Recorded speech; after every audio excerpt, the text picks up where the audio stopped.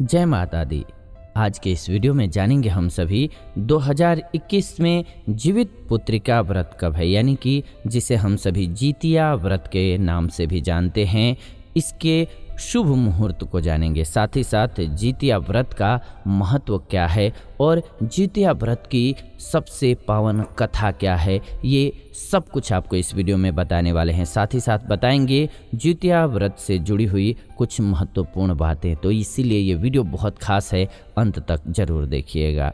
हमारे हिंदू धर्म में कई त्योहार बेहद धूमधाम से मनाए जाते हैं। इन्हीं त्योहारों में से एक है जितिया का पर्व। पांचांग के मुताबिक हर वर्ष अश्विन महीने की कृष्ण पक्ष की अष्टमी तिथि को जितिया का व्रत किया जाता है। हर साल सुहागन स्त्रियां जो होती हैं, यानी कि जिनकी शादी हो चुकी है, वो इस व्रत को रखती हैं और अपने संतान के लिए प्रार्थना करती हैं। सबसे खास बात पता है क्या है?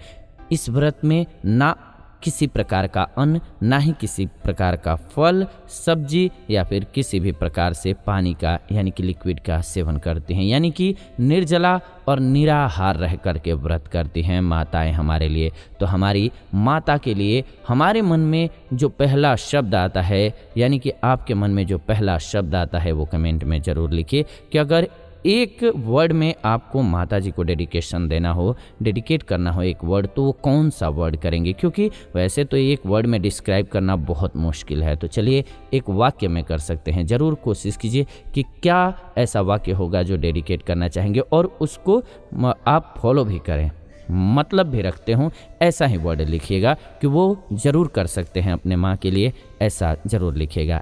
क्यों? क्योंकि वो जब निर्जला और निराहार हर साल व्रत रख सकते हैं, तो हम इतना तो करके ज़रूर ही कर सकते हैं कि एक चीज़, किसी खास बात को याद रखें। ऐसा माना जाता है कि जितिया व्रत करने से संतान की उम्र लंबी होती है। इस व्रत को जीवित पुत्रिका और जितिया व्रत कहते हैं। इस साल ये 28 तारीख को स्टार्ट होगा और 30 सितंबर को इसका पारण होगा। आपको शुभ मुहूर्त की बात करें तो 28 को शाम को नहाए खाए मनाएंगे आप, और 29 को व्रत कीजिएगा क्योंकि उदया तिथि उसी में है सूर्योदय की, और इसके बाद 30 तारीख को आपको पारण करना है। ऐसी मान्यता है कि ये बहुत ही कठिन व्रत होता है, सभी व्रतों में से एक कठिन व्रत है। 3 दिनों तक चलने वाले इस व्रत को ज्योतिष आचार्य सबसे कठिन व्रत कहते हैं। इस दिन माताएं अपनी संतान की लंबी उम्र की कामना करके निर्जला व्रत करती हैं। सप्तमी तिथि के दिन नहाए खाए, अष्टमी के दिन जितिया व्रत और नवमी के दिन व्रत खोलना है, यानी कि पारण करना है। नहाए खाए वाले दिन यानी कि 28 तारीख को व्रत वाले जो लोग होते हैं वो सूर्यास्त के बाद कुछ नहीं खाते हैं और घर में प्याज लहसुन भी नहीं बनता है। इस बात का ध्यान रखिएगा, यानी कि आपको 28 तारीख की जो संध्या है उसके बाद से कुछ न बनता है और न ही कुछ खाना होता है, और 29 का पूरा व्रत रहेगा। जितिया का महत्व क्या है? तो पौराणिक मान्यताओं के अनुसार इस व्रत का महत्व महाभारत काल से जुड़ा हुआ है। कहते हैं कि उत्तरा के गर्भ में पल रहे पांडव पुत्र की रक्षा के लिए भगवान श्री कृष्ण ने अपने सभी पुण्य कर्मों से उन्हें पुनर्जीवित किया था। तब से ही स्त्रियां अश्विन महीने के कृष्ण पक्ष की अष्टमी तिथि को निर्जला व्रत रखते हैं। कहते हैं कि इस व्रत के प्रभाव से भगवान श्री कृष्ण जो भी व्रत करता है उसके संतान की रक्षा करते हैं। क्या है पौराणिक कथा इसकी? तो धार्मिक कथाओं के मुताबिक बताया गया है कि एक विशाल पाकड़ के पेड़ पर एक चील रहती थी। उस पेड़ के नीचे एक सियारिन भी रहती थी। दोनों पक्की सहेलियां थीं। दोनों ने कुछ महिलाओं को देख करके जितिया व्रत करने का संकल्प लिया और भगवान श्री ज्यूतवाहन की पूजा और व्रत करने का प्रण ले लिया। लेकिन जिस दिन दोनों को व्रत रखना था उसी दिन शहर के एक बड़े व्यापारी की मृत्यु हो गई और उसके दाह संस्कार में सियारिन को भूख लगने लगी थी। मुर्दा देख करके वह खुद को रोक न सकी और उसका व्रत टूट गया। पर चील ने संयम रखा और नियम और श्रद्धा से अगले दिन व्रत का पारण किया। अगले जन्म में दोनों सहेलियों ने ब्राह्मण परिवार में पुत्री के रूप में जन्म लिया। उनके पिता का नाम भास्कर था। चील बड़ी बहन बनी और सियारन छोटी बहन के रूप में जन्मी। चील का नाम शीलवती रखा गया। शीलवती की शादी बुद्धिसेन के साथ हुई, जबकि सियारिन का नाम कपूरावती रखा गया और उसकी शादी उस नगर के राजा मलाय केतु से हुई। भगवान ज्यूतवाहन के आशीर्वाद से शीलवती के 7 बेटे हुए, पर कपूरवती के सभी बच्चे जन्म लेते ही मर जाते थे। कुछ समय बाद शीलवती के 7 पुत्र बड़े हो गए और वे सभी राजा के दरबार में कार्य करने लगे। कपूरावती के मन में उन्हें देखकर ईर्ष्या की भावना आ गई। उसने राजा से कहकर के सभी बेटों के सर कटवा दिए।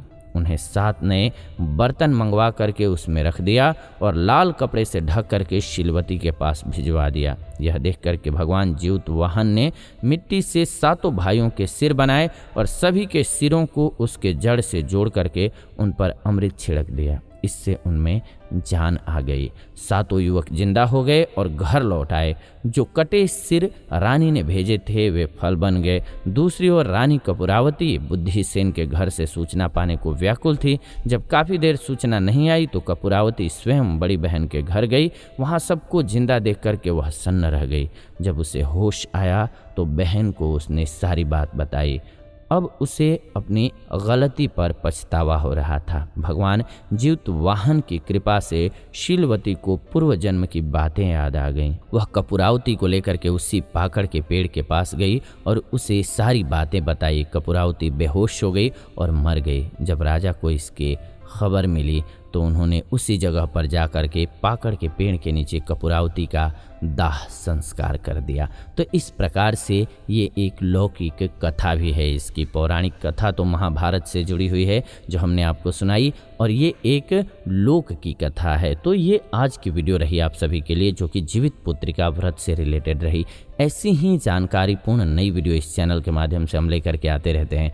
तो ऐसी नई जानकारीपूर्ण वीडियोज़ के लिए चैनल को सब्सक्राइब कर लीजिए, बेल नोटिफिकेशन को ऑन कर लीजिए ताकि नई वीडियो जब भी हम लाएं नोटिफिकेशन आपको सबसे पहले मिले। साथ ही साथ वीडियो को लाइक कर दीजिए, शेयर कर दीजिए व्हाट्सएप पे, फेसबुक पे, ताकि सभी को वीडियो मिल सके। आप देख रहे हैं जीवन रक्षा चैनल। फिलहाल इस वीडियो को अंत तक देखने के लिए दिल से धन्यवाद। मिलते हैं आपसे एक नई वीडियो में नई जानकारी के साथ। प्रेम से बोलिए ओम नमः शिवाय, जय मां सरस्वती, हर हर महादेव।